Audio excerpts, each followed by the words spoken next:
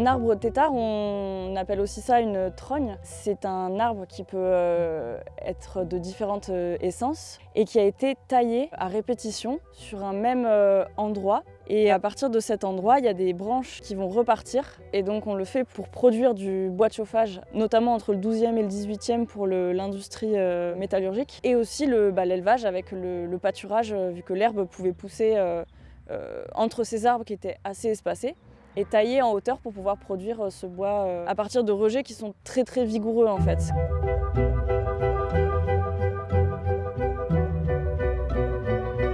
La conduite en tétard, ça fait partie d'un savoir-faire paysan la plupart du temps, ce qui fait qu'en fait en Pays Basque, on trouve beaucoup d'arbres tétards à la fois autour des villages, mais aussi des fois des vergers de tétards autour des vieilles exploitations ou des bordes aussi. Et puis on peut trouver dans des fonds de vallée, donc des secteurs qui ont été autrefois pastoraux, qui le sont peut-être moins, aussi un besoin de production de bois de chauffage pour la production de charbon, qui fait qu'il y a une densité d'arbres tétards qui a été conduite sur ces secteurs-là.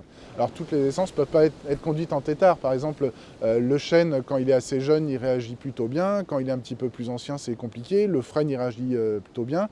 Le platane, qui a une essence qui n'est pas originaire de chez nous, mais qui vient plutôt d'Asie, qui lui est très très fréquemment conduite en tétard, lui il réagit très très bien à ça.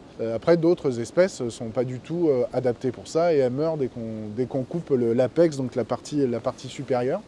Donc voilà, c'est quelque chose qui a à faire quand même avec doigté et toutes les essences d'arbres ne s'y prêtent pas forcément.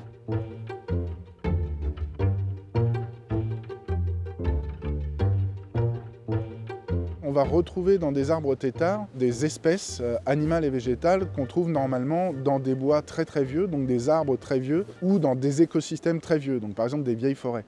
Parce que sur un arbre tétard qui aura évolué, les blessures, les cavités, tout ça vont être de plus en plus importantes, et donc si elles ne sont pas exposées à la pluie, par exemple, ça peut être des abris très importants pour notamment les insectes, comme des espèces comme le pic-prune par exemple, qui est une espèce qu'on va trouver là-dedans, notamment dans le terreau, ou bien différents coléoptères qui se nourrissent de bois mort ou de terreau à différents stades de dégradation.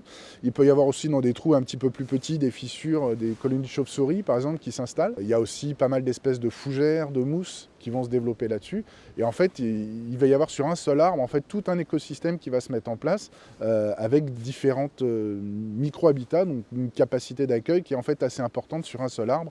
Et c'est pour ça que ces arbres-là, certains sont vraiment le siège d'une diversité d'espèces importante, quoi. Et puis si on prend les espèces qu'on peut trouver depuis les racines, parce que dans les racines aussi, il y a tout un écosystème, des racines jusqu'au sommet de l'arbre, il peut y avoir des niches et des habitats très très différents. Et du coup, il peut y avoir des milieux très très complexes autour seulement d'un arbre. Là, on a devant nous un chêne tétard qui est très très ancien. On voit qu'il a plusieurs trous en fait dans son tronc. Et on a aussi au milieu une particularité, c'est qu'à force d'avoir une cavité qui se crée, il y a du terreau en fait de la décomposition des feuilles, de la matière organique, et en fait qui a permis à un autre arbre, donc là on a un houx, qui a poussé dans le centre de la trogne. Et donc ça, c'est des choses qu'on peut observer sur des très vieux arbres, des très vieux sujets, qui ont des arbres qui poussent au milieu de leur centre. En fait, le fait d'avoir coupé les branches à répétition au même niveau sur l'arbre, donc le fait de faire une trogne, ça accélère le processus qui est naturel de formation de cavités sur des vieux arbres. Plus il y a d'arbres tétards qui atteignent des âges assez avancés, plus on va avoir un nombre de cavités et donc d'habitats très particuliers pour cette biodiversité qui va se développer.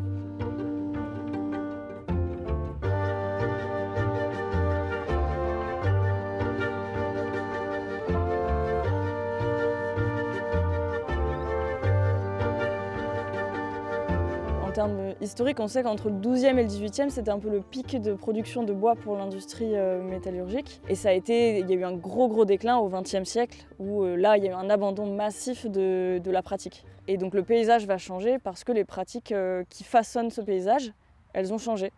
Donc c'est une évolution du patrimoine paysager parce qu'il y a une évolution des pratiques et du contexte. Et du coup, les arbres suivent en fait suivent cette évolution. Il y a de moins en moins d'exploitation réelle des têtards et du coup, les branches qui sont poussées à partir de l'endroit où le tronc initial a été coupé, en fait ces branches-là ont tendance à grossir et du coup ça peut fragiliser au bout de plusieurs dizaines ou centaines d'années évidemment, ça peut fragiliser les arbres puisque c'est comme si un tronc supplémentaire poussait par-dessus l'arbre et avec les tempêtes, la prise au vent, on en voit de plus en plus qui finissent par terre en fait et qui s'écroulent du fait d'un manque d'entretien d'exploitation. Donc aujourd'hui, il y a de moins en moins d'exploitation de l'arbre tétard, ce qui est peut-être un petit peu dommage parce que c'est une ressource qui pourrait être assez facile d'accès, mais en fait c'est une question plus de faisabilité économique par rapport à l'avantage que ça représente d'aller chercher cette ressource et au coût que ça représente, puisque c'est un travail qui est plutôt,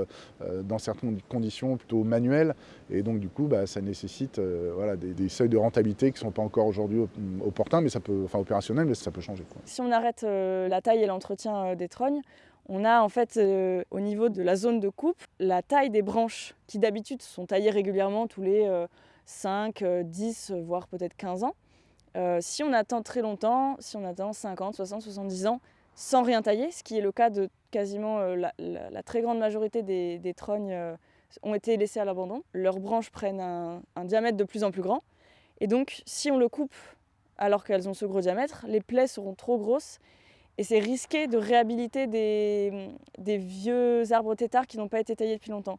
C'est risqué parce qu'ils ont des fortes chances de ne pas s'en remettre. Ces arbres-là étant pour la plupart assez vieux, devenus fragiles, c'est qu'une fois que tous se seront écroulés, au final, il n'y aura pas d'autres niches que ces milieux-là. Et donc il faut prévoir un petit peu un milieu relais, donc que des arbres qui sont aujourd'hui assez jeunes ne soient pas coupés pour être exploités, mais qu'on en garde un certain nombre pour qu'ils puissent accueillir ces espèces-là. Donc là, tout l'enjeu, c'est de réfléchir à un renouvellement de ces habitats-là pour les arbres qui sont très vieux aujourd'hui et qui sont favorables, qui dans un passé plus ou moins proche vont disparaître, puissent être relayés par des arbres qui sont aujourd'hui jeunes ou moyennement jeunes.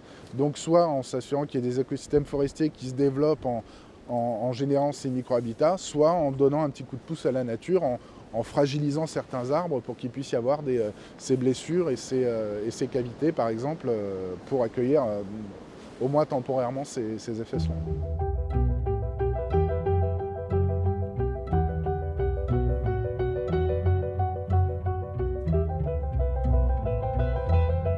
Il y a quelques années, on a travaillé avec EHLG, donc Schkalrico, la Brandsa Gambara et le Seine. On a mené un projet sur l'arbre tétard en Pays Basque pour essayer déjà de sensibiliser sur l'intérêt de cet arbre, à la fois sur l'aspect culturel, sur l'aspect paysan et puis sur l'aspect biodiversité aussi, pour essayer justement de mieux les faire connaître, de mieux les recenser aussi, puisqu'on a développé un petit outil de sciences participatives en fait, qui permet à chacun de recenser les têtards, parce que c'était une des questions qu'on avait au départ. On savait qu'en Pays Basque, il y en a un petit peu partout, des vieux. La plupart sont vieux et certains peuvent être un petit peu menacés. Par exemple, sur des couloirs où il y a beaucoup de tempêtes, on en voit de plus en plus tomber par terre. Et du coup, on s'était dit ce serait peut-être intéressant de mener un inventaire de ces arbres têtards, savoir où ils se situent, documenter un petit peu les foyers principaux pour ensuite cibler d'éventuelles actions de gestion et d'entretien à l'échelle un petit peu du Pays Basque.